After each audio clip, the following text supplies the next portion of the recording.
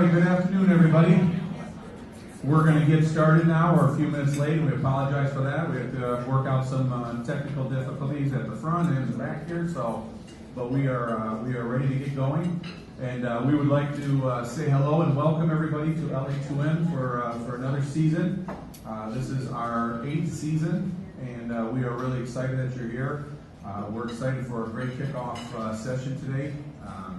For those of you who know the speakers, you know what to expect today. It's going to be a great presentation. My name is Jim Musio. I'm on the LA2M board, and along with several of the folks here throughout the room, we consist of the board of LA2M, and we help put these programs together to bring you great marketing presentations that you can put into your daily work and hopefully bring some friends and pass this information on so we can all share great marketing ideas with each other. That's the goal of the organization, is to share marketing ideas with each other. This started as a very small group many years ago, and it's grown, and each week we seem to get new faces, and we're happy for that. So, a couple quick things. We're going to do a little different version today because we're running a little late, but LA2M is a nonprofit organization, and so we are very happy and lucky to have some great sponsors. We have an annual sponsor, and that is Briarwood Mall. Denise Murray is the marketing director at Briarwood. She's not able to be here today, but there are a lot of opportunities for marketing for your business at Briarwood Mall, and if you'd like that information, just talk to me and I'll get you some information. I'll connect you with Denise at the mall. We are also very lucky to have, as a sponsor for this month, and I believe next month. Yes, that's right. Yeah, so for September and October, we are very fortunate to have as our sponsor the Search Marketing Workshop, which is brought to us by the Center for Digital Engagement at Eastern Michigan University. This is, I believe, the third year? No, it's actually the fifth. The fifth year for the Search Marketing Workshop, and it's a phenomenal workshop. Bud Gibson is here from Eastern, and I'm going to give the mic to him in 1 second so he can tell you a little bit about it. We're very happy to have them as a sponsor. They sponsor each year at this time. It's a great program. It's going to sell out, and I know Bud's going to tell you more about that, so I'll let Bud have the mic for a few minutes. Yeah, this is our 5th year running the Search Marketing Workshop. We're really excited. We think we have our best program yet. We have John Beebe, the Director of Digital Advertising and Analytics for General Motors. He's going to talk to us about big data. And it's not just going to be the theory of big data, they're doing big data, which means they're figuring out who you are when you come to the website, figuring out how to pitch to you. He's going to talk about how they figure out who you are, although he says it's all anonymized, but it's so specific that they figured out who you are. Privacy implications, where he thinks it's, hi Joe, where he thinks it's going to go in the future. We worked with Joe over the summer, very great guy to work with. And so we're very excited to have him. That's going to be kind of what I'll call the big company kickoff. He's going to be our opening morning speaker. In the afternoon, for our lunch panel, we're going to have a panel on getting maximum impact out of minimum budget. And we're going to have sessions on integrated digital marketing, pure plays in social media, and then also pure plays in search marketing. We're going to have speakers from leading organizations like Google, iProspect, Universal McCann, Blue Cross Blue Shield, as well as a number of smaller organizations like General RV to give a good mix of the types of strategies people are using. We've gotten very high ratings on this event. The past 4 years we've done it, and we've really tried to hone in on those interactive sessions where you can come away with tips to use in your organization. And so that's November 13th. We have a special going on through the end of October, our early bird special, where you can get a ticket for $35. That gives you breakfast and lunch, as well as all of our great content. And so we look forward to hopefully having you November 13th.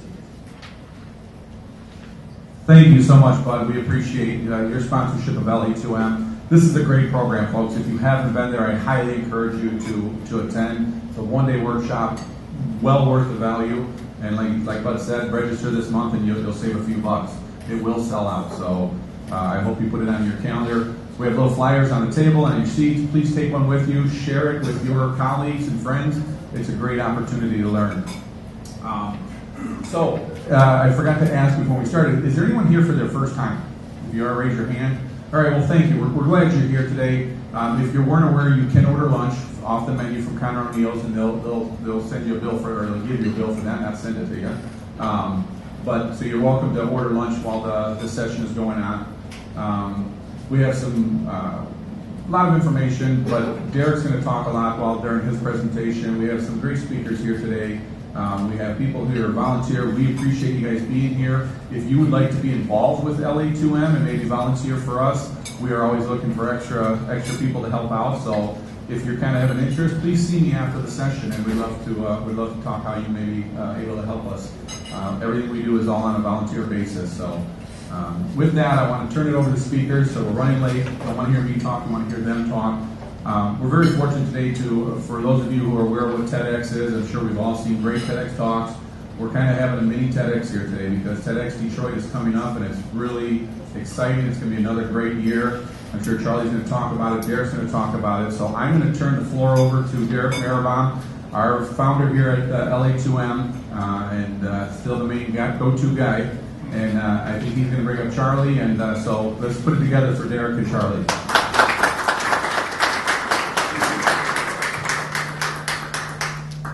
Hello. How you doing? I'm Charlie. So you have a lab. I have one too. Yeah. We'll see if they can work together without conflicting. I can only talk with half of myself now because I don't. It's all right. So we're really excited because TEDx comes up in I think 23 days, and this will be our 7th TEDx. And it all started with a conversation Derek and I had back in 2009. Wow. Yeah, time flies, doesn't it, Charlie? That was that was right back when right back when TEDx was first announced. Charlie said, "Hey, let's do it in Detroit," and he called, and I said, "Well, I'd love to help," and a few other people too, right? Terry Bean was involved, Catherine Jewin. Who else? It was us four for the first year. We did it. We put the whole thing together in about 2 weeks, which, in retrospect, is kind of crazy seeing how long it takes now. If we go back, TED itself is an acronym. It stands for Technology, Entertainment, and Design. It's 3 fields that drive innovation across the economy. So back in 1984, when they put this together in Monterey, California, it's a really kind of cool thing, almost like an LA2M. You would invite a scientist or an artist or an entrepreneur that was doing something really cool and ask them to share their idea. So you couldn't get a ticket to this thing. It was invite only, and legend grew of this. Ben Franklin ran a similar thing back in the early 1800s called the Junta. I don't know if I'm pronouncing that right. Junta or Junta. Where he would bring people together who were doing interesting things and say, "Hey, tell us one thing we should know." So that's what TED started at. So the cool thing about this is they would film all the talks, and even though you couldn't get there, when the internet started taking off with online video, they started sharing the TED Talks online. Right. Do you remember some of your favorite TED Talks you watched? I think some of my favorite ones are ones that came to Detroit. The guy with the robotic, where he controlled the cockroaches, was just incredible. Where he controlled people, that's pretty amazing.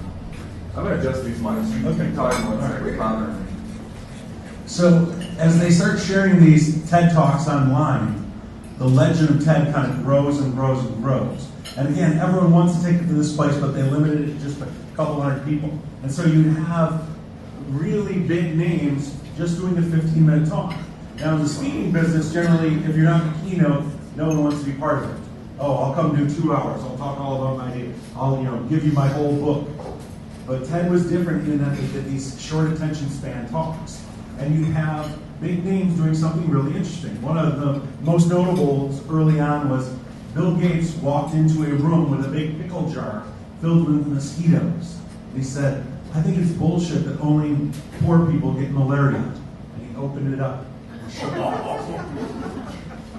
So when you only have 15 minutes to get your idea across, you shake things up a lot. We've had speakers like Bono and Sir Richard Branson, doing the big celebrity talks. But then you have some really cool smaller talks, like a doctor who does brain research into strokes, has a stroke, and now does the research on herself. You have artists and authors sharing their ideas before the book comes out. And these little talks are all put online. So as they're getting millions and millions of views, and people are really angry that they can't get a ticket, in 2009 they start the X program. So the X program takes TED to cities around the country. So in 2009, Derek, Terry, and Catherine and I raised our hand to do the first one. We were the 30th TEDx. Now, this year there'll be over 5,400 TEDx's. Wow. So all over the planet, just about every university has one. Most cities have one. I think one of the cool things that we get at TEDxDetroit is that we're one of the biggest conferences. The average TEDx is 100 people. But our first year, that was a struggle. We were at Lawrence Tech University for our first one, and we only had the seating of a classroom.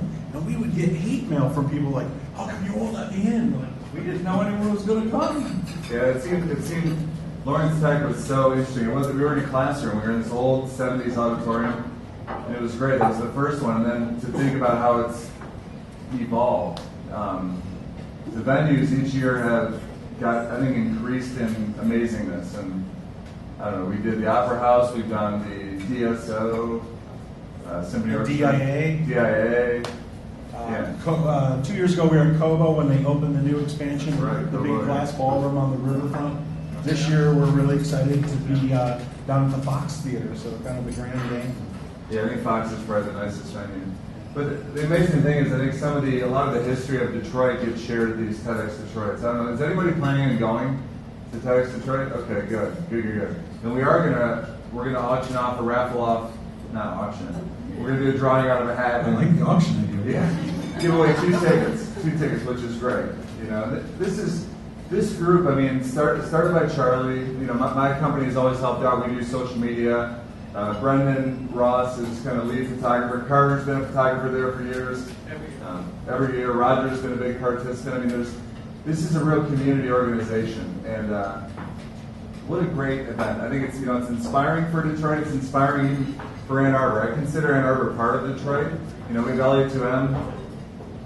Started with Lunch Ann Arbor marketing, right? We're in Ann Arbor, but we're part of Detroit, and like this symbiosis and the evolution of what's happened in Detroit over the last 6 years since TEDx started has been phenomenal. And in the presentations. You look at the speakers we have on. It's not your average conference. Okay, so we'll have a scientist, and then we'll have a CEO, and then we'll have a scholar, and then we'll have an entrepreneur, and then we'll have an eccentric. We'll have an educator.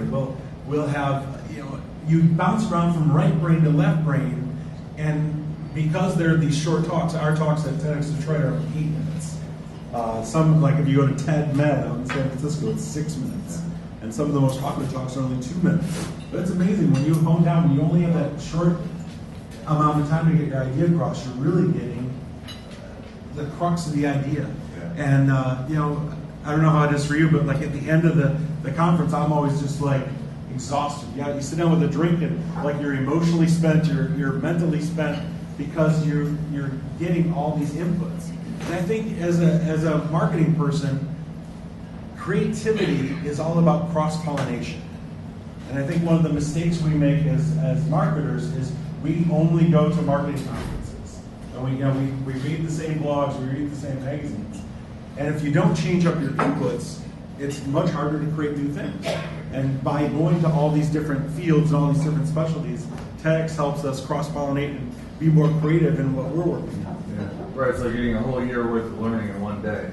And I really like the 8-minute concept. And one of the reasons that I think TED Talks are short is because it's more effective. If you want to share an idea, people have a short attention span. So to give a talk at 8 minutes really allows you to focus, and then it should be a good enough idea that it can be conveyed in that short time.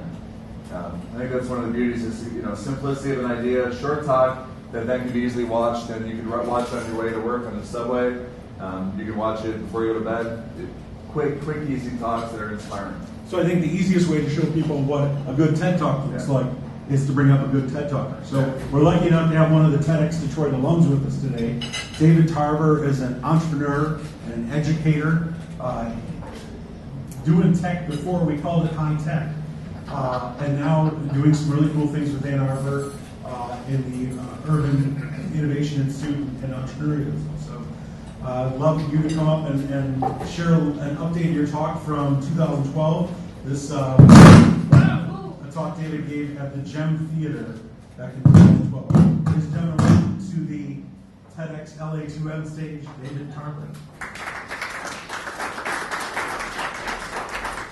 Thank you very much. I started that talk back in 2012 with a song. I'm going to do it again. So if I need you all to give me a little rhythm. Like a long, lonely stream, I keep rushing towards a dream, moving on, moving on. Keep it going. Like a branch on the tree, I keep reaching to be free, moving on, moving on. 'Cause there's a place in the sun where there's hope for everyone, where my poor restless heart's gotta run. There's a place in the sun, and before my life is done, gotta find me a place in the sun. Thank you. So, you know, when that song came out in 1966, I was a confident 13-year-old in Flint, Michigan. But a few years before that, I had my first introduction to science and technology, and it wasn't pretty. It was something called the scientific method, and I was to apply it in the Flint Science Fair, but things didn't turn out well. Basically because I didn't use the scientific method. That's not a good idea if you're in a science fair. But I recovered from that, and a few years later, I was a finalist in the Flint Science Fair. And as a matter of fact, I was a finalist all 4 years of high school in the Flint Science Fair. And my project dealt with the effects of gamma radiation on the characteristic curves of transistors and their associated RF oscillator circuits. Well, that was interesting, but it was a tumultuous time in Flint and in the country in the 60s. This was the 60s, and we had some huge events going on, some huge trends happening. One of those trends was the civil rights movement. And this was something that I witnessed on TV and out in the community, and it was something actually that gave me a lot of hope and encouragement, because I saw what the situation was for my father's generation, and I had hope that things were going to be different for my generation. So that was a huge trend, and it was something that I latched onto. There was another trend happening in the 60s, huge, but actually started in 1947 at a place called Bell Telephone Laboratories. In 1947 at Bell Laboratories, these three guys invented something that completely changed our world. William Shockley, Walter Brattain, John Bardeen invented the transistor. And in the 60s, the transistor got put onto a piece of silicon with other transistors, and we got something called an integrated circuit. And we started putting more and more and more transistors on this integrated circuit until today we have over 1 billion of these devices in our cell phones. This transistor transformed our lives, and it made the technology that we use today possible. It's at the root of the technology that we use today. So I was encouraged by both of these trends. A, the civil rights movement. B, the transistor and solid-state electronics. And I was convinced that this was going to be where I made my career. So, because I was a science fair guy, and because I had learned this lesson about the scientific method, I decided that my life, my career, was going to be an experiment. And the experiment was as follows. Has the world changed enough in order for a black kid from Flint to start his own electronics company and be successful? My hypothesis was, yes, it's possible to do that because of these trends, right? So I came down here to the University of Michigan, and we were all pretty far out in those days. The big flower shirts, the big hair, don't have that anymore. But I had a good time here at the University of Michigan, and when I left here, I went to a place called Bell Laboratories in New Jersey to work, the very same Bell Laboratories where the transistor was invented. This place was the mecca. It was the place you wanted to work if you were an electrical engineer. But I had no intention of remaining at Bell Labs for my career because remember, my experiment was to start my own company. So I worked at Bell Labs by day, but pretty soon I started working by night in my home, developing my own product. And any of you entrepreneurs know that that is not a pretty process. That's not a pretty picture. That's a guy working in the middle of the night. His hair is bad. His breath is probably bad. It's ugly.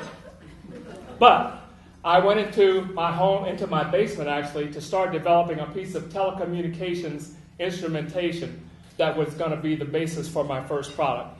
And I recruited a couple of fellows, a couple of co-workers from Bell Labs to work with me. What I said to them one day as we were on our way to lunch was, come with me, help me develop this product, and we'll all be millionaires one day.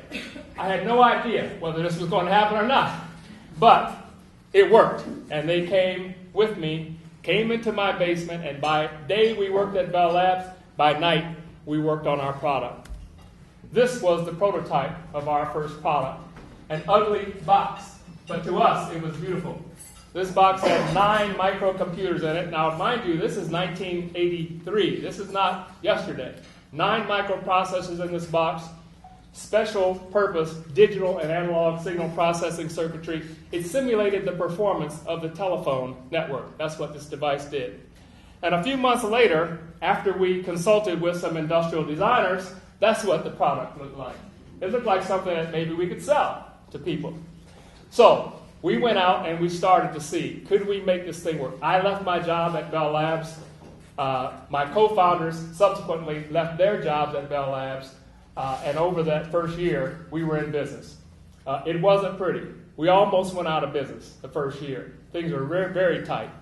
But after that first year, things started to progress. And we started to get some traction. We started to achieve sales to the major telecommunications companies.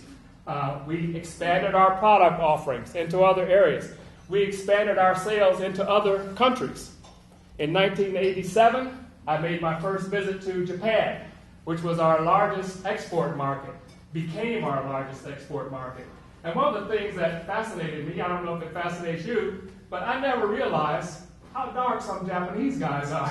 It's kind of hard to find me in that picture. I'm like third from the right. But at any rate, we had a great time. We made great friends. We had great success, business success. And in 1995, we decided to cash in on that success. So we sold the company in 1995. And this was the culmination of my experiment because it told me not only could we start a company, but we created something of tremendous value that other people saw as a value, so much so that they were willing to plunk down a significant amount of money to buy it. So you might ask the question, what did all this prove? Again, I set out to verify whether or not somebody who looked like me, following the civil rights movement, following the semiconductor revolution, could start and build a successful international telecommunications company. And we ultimately proved that we could do that. And so that was one thing. But that's all fine for me, but what is the bottom line? What is the biggest thing that I took away from this? What do I tell people today when they're saying, hey, I'm thinking about starting a business. I'm thinking about maybe doing this or that. And the main thing that I say to people is you have to get started. And the thing about it is getting started today is a lot easier than getting started was in 1965, right? You can sit at your computer and do a tremendous amount of research. You can go all over the world researching and understanding what's available. Now, the way I came to this realization was that my father was a postman who was interested in electronics. But he remained a postman. He remained a worker for the U.S. Postal Service because my father didn't have the opportunity to go to University of Michigan. My father didn't have the opportunity to work at Bell Labs. But my father still got started. He was interested in electronics. So at home, he did electronics. And you know what? If he hadn't done that, I would not be standing here talking to you today. Because the fact that he did that transferred all of that excitement and knowledge to me. And when the opportunity came, I took advantage of it. So the thing I always tell people is, get started. You never know where it's going to lead. Thank you very much.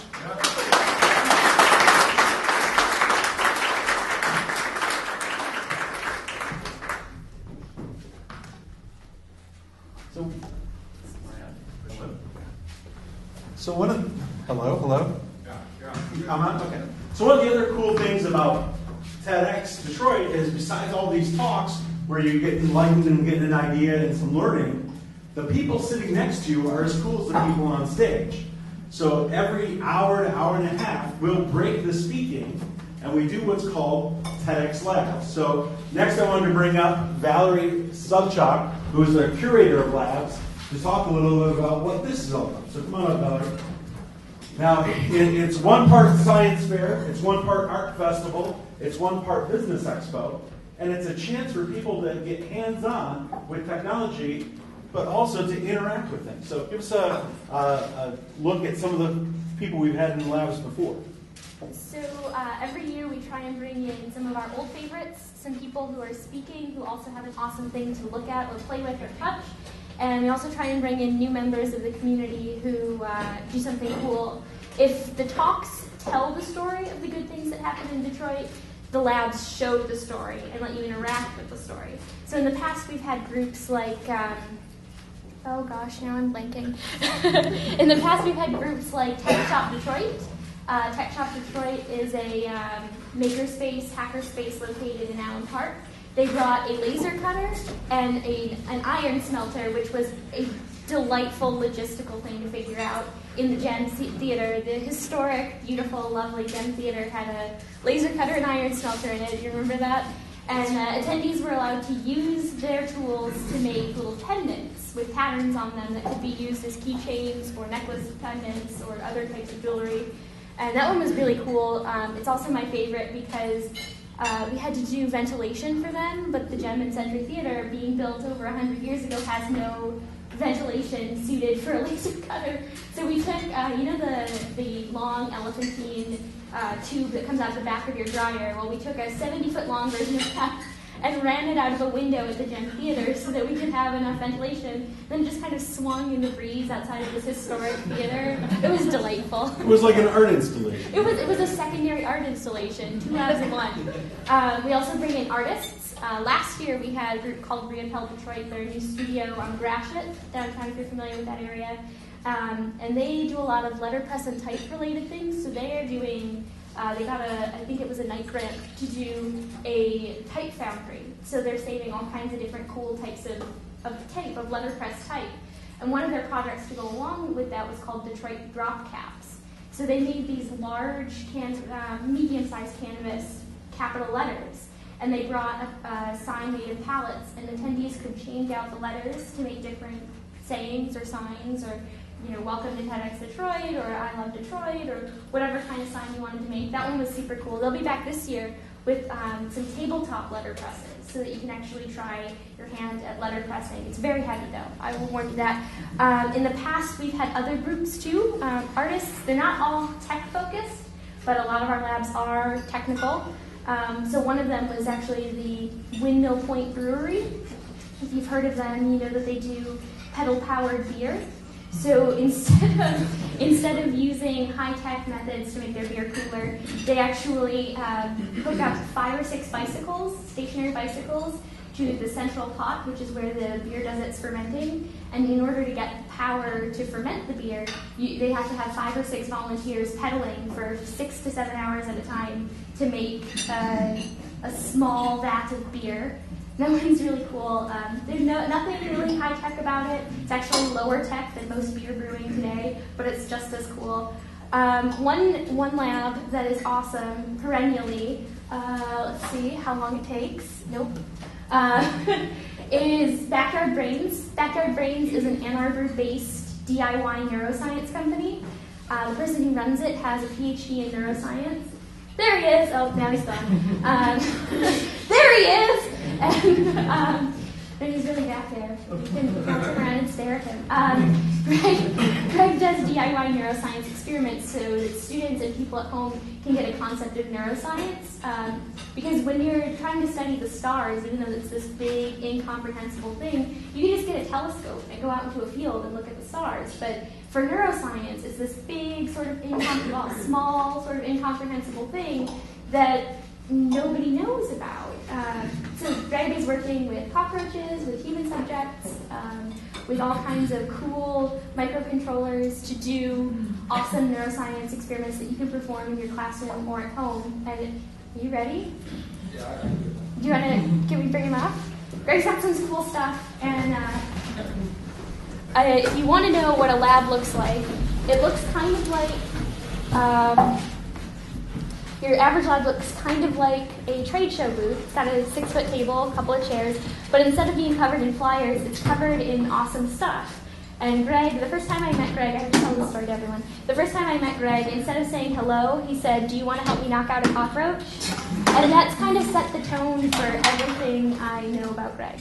All right. Do I have a mic or something? Do you want this one, or do you want to? Do you have a lab? There's a lavalier. Okay. But I'll just start by saying that it's been an honor. Okay. It's been an honor to be a part of TEDxDetroit. We're based here in Ann Arbor, and we're kind of known internationally and across the country. But in Michigan, it's been really sort of tough getting the word out. And so when I got an email from Charlie asking me if I wanted to be a part of TEDxDetroit, I said yes. Finally, I get to talk to my people.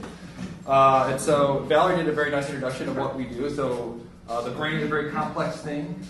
It's hard to understand. There's no sort of cheap telescope that you can get like in your Walmart to understand how the brain works. But that's where we come in. So my co-founder, Tim Marzullo, and myself were doing our PhD here at the University of Michigan, and we ran into this issue. We would try to do outreach and talk to people about the brain, but people really don't know. They're very fascinated about the brain. It's a very interesting thing, but there's not that much knowledge out there, even on the basic principles about how the brain works. And so we set about to change that. And we come up with a company called Backyard Brains, based here in Ann Arbor. And we started in the basement of the Michigan Theater, and we're still there. What we do is we create tools, and I'm going to do some demonstrations right now about how it works. But I need some volunteers. I got one in the back. All right, you can come on down. So we're going to start by recording from your brain. What's your name? Janet. Janet. All right, we're going to start recording from your brain. And normally what we do, we work with cockroaches and stuff like that, and we impale them with little pins so that we can touch the neurons in their brain. Does everyone know how the brain works? You know how the brain works? Oh, I know that. Yeah. Oh, you know a lot. All right. This is Ooh, look at you. You're throwing up. Oh, I like this. EEG. All right, electroencephalogram. No, it's not an EEG. EMG program you first. Okay. So the brain is made up of about 80 billion cells called neurons. Each neuron sends an impulse out to other neurons or out to muscle or out to things to secrete in your body.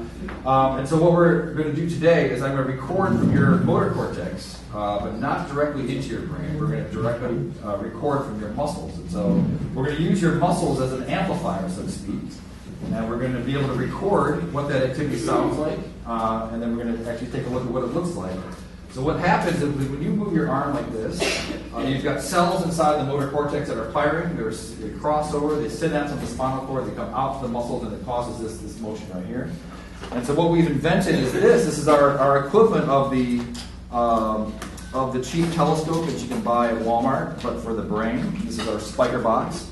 And it allows us to hook up to the brain. And so I'm going to do that right now.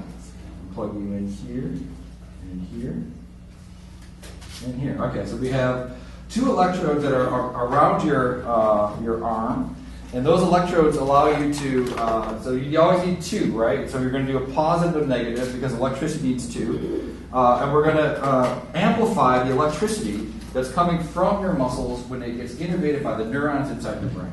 Is everyone cool with what's going to happen now? So now what we're going to do is okay, yeah. So, all right, you can see nothing yet, right, Joe? Okay. So we're going to, I'm going to get you, go ahead and flex your arm. We're going to listen now. Everyone hear that? So this is actually what's happening inside of your body right now. There's all these hidden electrical messages that are being sort of sent every time you think, every time you move. If you smell something that reminds you of your grandmother's basement, I would say that is a neuron that sounds exactly like this inside your body. Let's take a look at it. Because we don't want to just, we're scientists here. We're all neuroscientists now. I'm going to plug this into here. And now we're going to take a look at what the brain signal looks like. So we're going to open up our app here. And so right now it's picking up my voice. I'm going to plug this in. Okay, now we're talking. Oops. There we go. So go ahead and squeeze it really hard. Wow. So each one of these is an active potential, motor active potential. That is being caused by a neuron inside the brain. It's synapsing onto the muscle, relax it. All right, we can do an experiment really quick. All right, we're going to do another, this is a fun one. All right. We have 10 minutes, right? Okay, let's do this. All right, so let's squeeze. I want you to, we're going to measure fatigue, muscle fatigue. I want you to squeeze this as hard as you can for as long as you can. Just keep going. So we see the signals at full strength right now. And you're pulling about 43 pounds. I want you to keep it at 43 pounds. All right, for as long as you can. What's happening inside of your muscles? Any physiologists in the room? Fatigue. Yeah, fatigue. It's just going from aerobic to anaerobic. All the oxygen gets used up. It starts burning.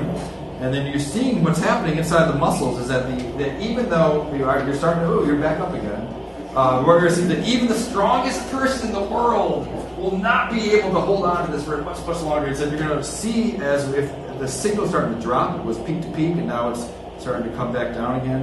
And at some point, that muscle just drains out of all of its energy. It fills up with lactic acid. It can no longer produce a force, and then it's forced to sort of fall out of that.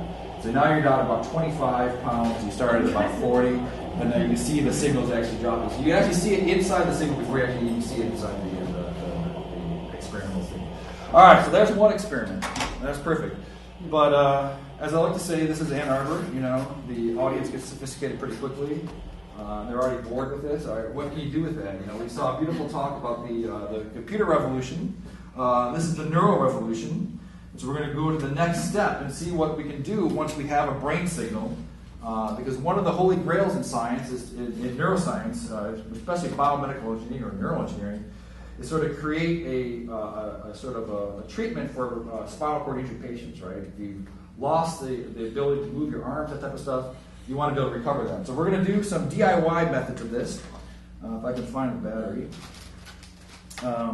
And what we're going to do is hook your brain signal you just saw on that recording device, and we're going to stick it into an Arduino. An Arduino is an open source processor. It's like a computer that allows you to process information. And so what we're going to do is I've turned it into now little games. This is like, remember at the carnivals. And once you squeeze your arm, we're going to measure your EMG signal. You're going to go all the way up as much as you can. Get it all the way up to the res. There you go. So what we've done now, we take that EMG signal, and now we turn it into a computer code that we can then use to control things. All right, everyone with me so far? Should we go one step further? What else you got? All right. These guys would be good for TEDxDetroit, I think. All right. So let's see what we have here. Are there any implications of this for people who... Yeah, keep going. Ask. Implications for what? I realize that's what you were just talking about. Yeah, so now we're going to go into that. Yeah, so that's a good question. The question is, what can this do for people that are spinal cord injured? So now, we've tapped into your brain, and we've recorded now your electromyogram. So your brain is controlling that arm. And so even in spinal cord injury patients, there are muscles that they can control. So I'm going to plug this in here. Let's see. There we go. So I want you to squeeze as hard as you can. Now relax it. All right, so this is now a brain-machine interface, right? So now relax again. So now we're seeing now you guys start to think in your mind, all right, I can see how this could be a little bit more useful to people, right? So, is that anything? Hands in and relax. You tell me, is that you? All right, from her expression, I think it is. That's you, right? Okay. It's alive! It's alive! All right, so let's do it one more time. All right, let me make it a little easier. Okay, go ahead. Okay, go. I want to get it just right then. All right. Okay, so. I want that. You want that? All right. So this is again, this is all created here in Ann Arbor, Michigan, sold around the world. We haven't quite got the buyout yet. That's coming. It was from, what was it from? You sold it in '95, and when did it start? Oh, you left the room. Okay. So we have a couple more years. 83 to 95. All right. So we still have some time. Okay. I'd like to have one more volunteer. No, you're gonna stay here. For the next level of this experiment, because this is TEDxDetroit, so we want to kick it up another notch. You have one more volunteer. This is the coolest spot. Come on. All right, come on down. What's your name, mate? Shamir. So now what we're going to do is we saw a brain controlling some lights. We saw a brain controlling a robotic claw. But what about a brain controlling another person? Whoa. Now we're TEDxDetroit. Yeah, all right. All right, so now, Shamir, why don't you stand, you can stand right here. Okay. Just don't make me pee my pants. All right, so now, Shamir, you can, you stand here. Okay. So I'm going to use your left arm as well. And so when, Shamir, I want you to move your arm like this. So you're going to be, so right now, what's happening in Shamir's brain is that his right motor cortex is sending a signal down across into his left arm to control that left arm. And so, in the same way that when Janet was doing it as well. So, the question is, what would happen if I were to, we now can record the output of Janet's brain. What would happen if we amplified it and stuck it into the same nerve that's coming out of Shamir's into his arm? Could we then have Janet control both her arm and another arm? And so you would lose your free will for a few minutes. All right, so let's see if this will work. Relax your hands. I want you to be really relaxed, and it's going to feel weird. I hope you don't mind cleaning my kitchen. Yes. Have you ever lost your free will before? Sure, of course.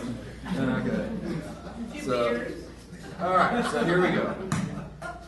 And we're going to hook you up. So this is this is a TENS device. It's a device that is used for neural stimulation. And we're going to now make it controlled by Janet's brain. So we're going to hook into Janet's output of her brain, which is the muscles. And then we're going to stick it into a device that's normally used for stimulating muscles here. So you're bypassing my brain. Yeah, so we're going to go, it's kind of like merging in on the highway. We're going to kind of come in there. And this ulnar nerve is special. This is the funny bone. You bang the table, and it feels weird. You actually innervate this muscle, nerve, and it feels tingly. It goes in both directions. So because it gets kind of close to the surface of the skin, we can tap into it right there, and that's what we're going to do. All right. So it's insane. Is this legal in Michigan? This is it. Yeah, only in certain districts. Can you guys shut that door and lock it? All right. So I want you to practice before we do this. So you need to get that red light to come on. So you're going to squeeze up. Yeah, perfect. Okay, relax. You don't want to do it too much. Okay. All right. So I'm going to turn you on. And so when you're ready, I want you to look away. So I don't want you to take a look. You can look this way. All right. So when you're ready, you can start going. Boom. Okay. That was very painful. All right. Good. All right. So let me turn it down. Okay. So let's do it again. Do you still feel it? No. Okay, do it again. You can do it a little. Okay, now I'm feeling it. Okay. It's like, all right, so now relax. Okay. So all right, so now the question is, so you're going to have, when you're moving your arm, you're causing his arm to move. You're hijacking into that nerve causing move. So now the question is, could I take over my free will of you and then take it over from you? What if I were to move your arm? What do you guys think? Would it work? Yeah. Sure.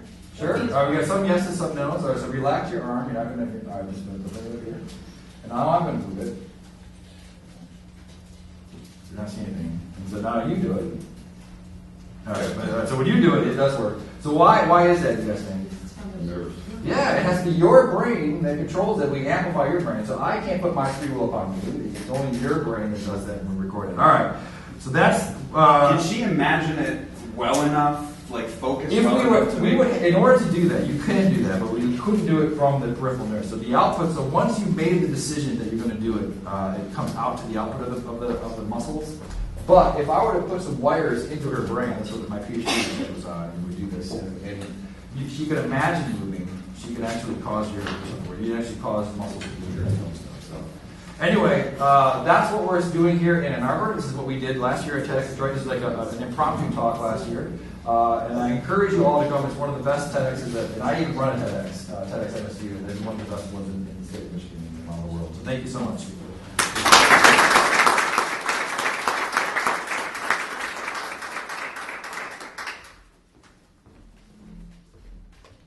All right.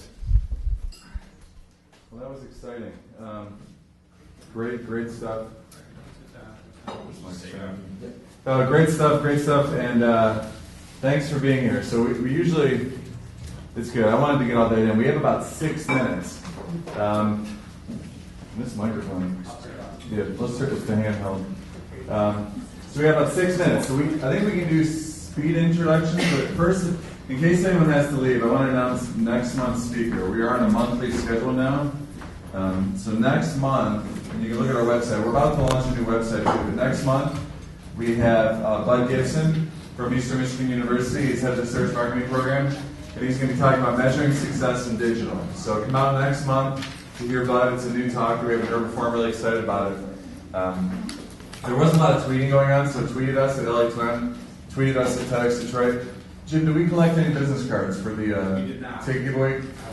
All right, Jim's going to grab something. If you want to enter to win 2 tickets to TEDxDetroit, put your Jim's going to walk around, give him your card, and we're going to draw that real quick. And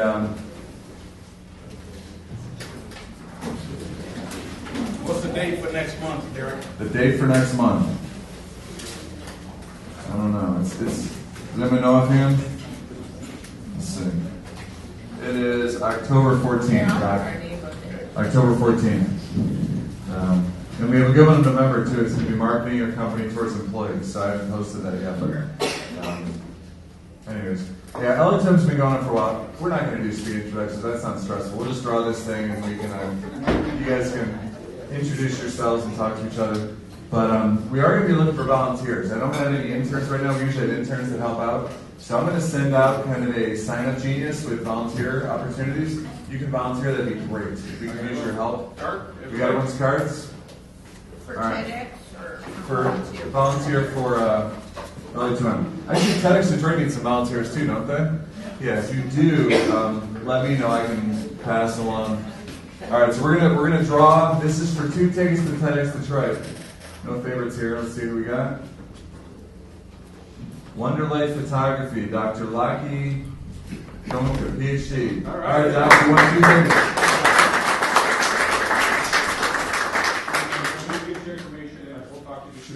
Charlie will take care of you. All right, folks, let me just say thanks for coming. I apologize for the disorganization this morning, but thank you for coming. I think it was a cool talk.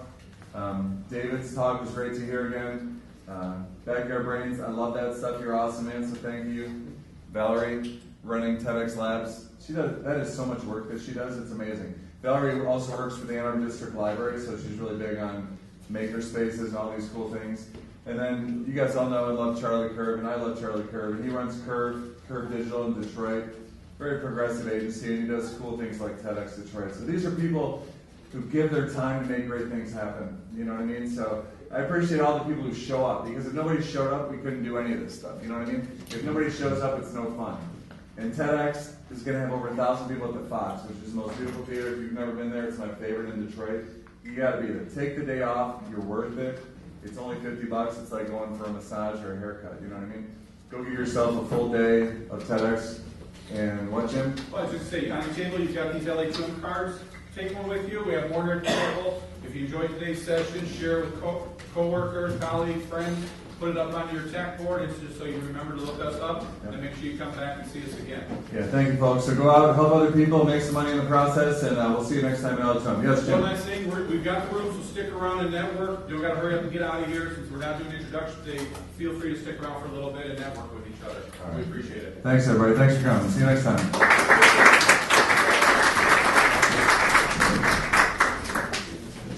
That's good. Good job. That's all right.